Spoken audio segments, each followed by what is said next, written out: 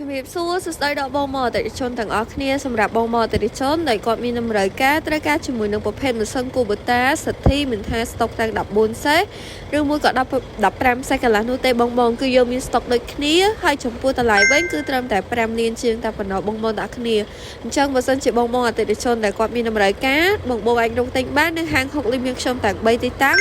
ដែលទីតាំងទី1គឺស្ថិតនៅក្នុងខេត្តបាត់ដំបងនៅជិតនឹងរង្វង់មួយនៃរំសាយសក់ទីតាំងទី2នៅខាងស្រុកមនរិស័យតមុខរោងម៉ាស៊ីនតុងភាពនិងទីតាំងទី3នៅខាងខេត្តកំពង់ធំក្រុងស្ទឹងសែននៅជិតនឹងរង្វង់មូលលោកតាអាចារ្យលក្ខបងហើយបើសិនជាបងដែលគាត់ចង់ដូរថែមជាប្រភេទអវ៉ាន់មកទឹកដូរយកអវ៉ាន់មកទឹកឬមួយក៏អវ៉ាន់មកទឹកដូរយកអវ៉ាន់ថ្មីខាងពួកយើងមានទទួលដូរថែមដូចគ្នាបងអាចអញ្ជើញមកដល់ទីតាំងហាងរបស់យើងផ្ទាល់ទាំង3ទីតាំងនឹងបានហើយបើសិនជាបងដែលគាត់ត្រូវការជាប្រភេទអវ៉ាន់ថ្មីអវ៉ាន់មកទឹកអីគឺយើងមានស្តុកដូចគ្នាចំពោះអវ៉ាន់មកទឹកគឺយើងមានគ្រប់សេរីគ្រប់តម្លៃតែម្ដងចាំបើសិនជាបងអតិថិជនដែលគាត់មានតម្រូវការអាចធ្វើការតាក់ទងចូលទៅកាន់លេខទូរស័ព្ទឬមួយក៏ Facebook Page ទាំងពីរនេះបានអរគុណបងជំរាបលា